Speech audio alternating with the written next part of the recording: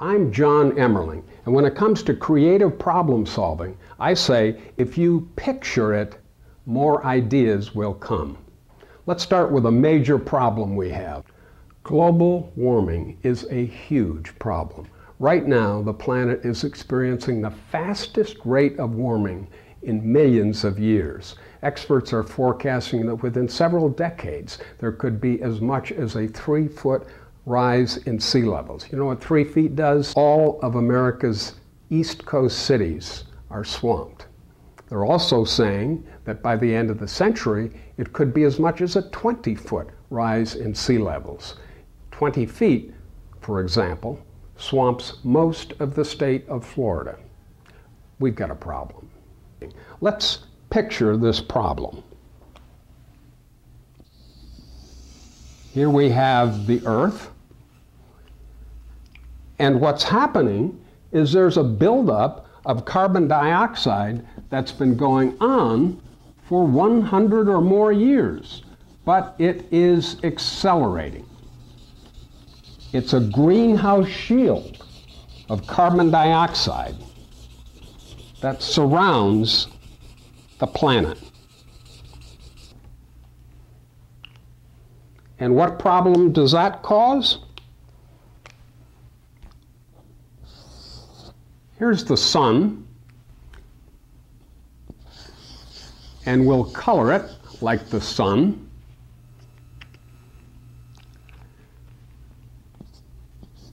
And as sun rays come down and hit the Earth, they bounce back up, hit the CO2 layer, and go back down toward the Earth.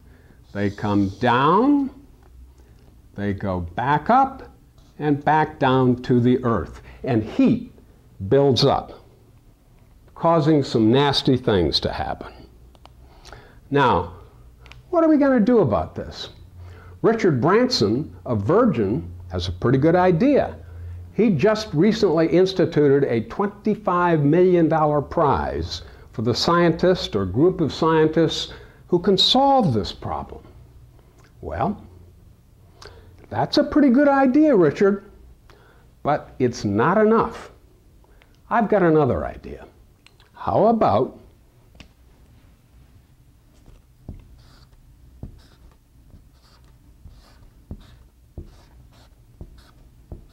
the $100 billion prize for the scientists who solve this? It's a lot of money. That's a lot of incentive. Where are we going to get the money? I've got an idea. Right now, the largest contributor to pollution, carbon dioxide, is America. 43% of this. So let America kick in $43 billion. The number 2 polluter is China. And China contributes 27%. So they can put up $27 billion. Next is Russia with 13%, $13 billion. Japan, 9%, that's $9 billion, and India at 8%, $8 billion. That gives us the $100 billion, and we're only talking about the top 5 polluters. Now, what kinds of solutions might there be? Again, let's start to picture some solutions. One thing might be if scientists could develop a microbe or chemical of some sort that can emulate the process of trees. Trees take in carbon dioxide and give off oxygen. And let's say they can invent that. So we start up here in space, and we have a fleet of our space shuttles circling the Earth. Essentially, these are spatial crop dusters. They will spray the microbe into the carbon dioxide layer, and the microbe begins to eat up the carbon dioxide and leave behind oxygen. Then we've got a wonderful thing. Remember how we worried about ozone holes? How about this? We start to develop oxygen holes in this layer.